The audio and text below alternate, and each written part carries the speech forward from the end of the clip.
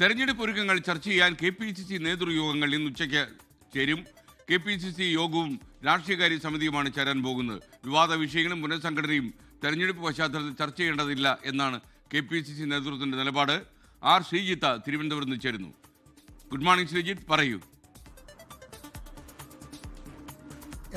Good morning. KPCCയുടെ നിർണായകമായ നേതൃയോഗങ്ങൾക്കാണ് ഇന്ന് ഉച്ചയ്ക്ക് ശേഷം തിരുവനന്തപുരം സാക്ഷ്യം വഹിക്കാൻ പോകുന്നത്. KPCC ഭാരവാഹികളുടെയും ജില്ലാ കോൺഗ്രസ് അധ്യക്ഷന്മാരുടെയും സംയുക്ത യോഗമാണ് ഉച്ചയ്ക്ക് 2 മണിക്ക് ആദ്യം നടക്കുക. അതിനുശേഷമാണ് KPCCയുടെ രാഷ്ട്രീയകാര്യ സമിതി സമ്മേളിക്കുന്നത്.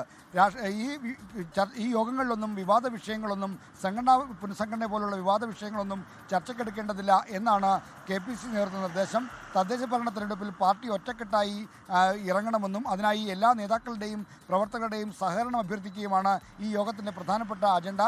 വൈകുന്നേരം ചേരുന്ന രാഷ്ട്രീയകാര്യ സമിതിയിൽ മുന്നണി വിപുലീകരണവുമായി ബന്ധപ്പെട്ട UDF ഇന്നലെ കൈക്കൊണ്ട തീരുമാനങ്ങൾ ചർച്ചയാകും. PV അൻവറിൻ്റെ തൃണമൂൽ കോൺഗ്രസിനെയും CK ജാനുവിൻ്റെ ജനാധിപത്യ രാഷ്ട്രീയ പാർട്ടിയെയും മുന്നണിയിൽ എടുക്കാൻ UDF യോഗം പച്ചക്കൊടി വീശിയിരുന്നു.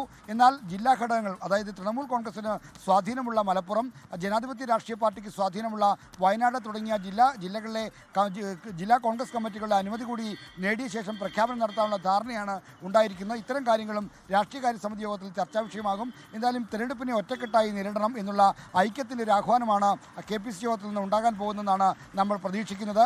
AICCയുടെ സംഘടനാ ചുമതലയുള്ള ജനറൽ സെക്രട്ടറി KC വേണുഗോപാൽ അടക്കം ഇന്നത്തെ നേതൃയോഗങ്ങളിൽ പങ്കെടുക്കും. ആർ ശ്രീജിത്താണ് വിവരങ്ങൾ നൽകിയത്. Thank you Sreejith. ലോകത്തെവിടെയായാലും ഏത് സമയത്തും 24 വാർത്തകളും ഓഗ്മെന്റഡ് റിയാലിറ്റി പാക്കേജുകളും എക്സ്പ്ലെയിനറുകളും വിശദമായി കാണാൻ ഞങ്ങളുടെ YouTube ചാനൽ നിങ്ങൾക്ക് സബ്സ്ക്രൈബ് ചെയ്യാം.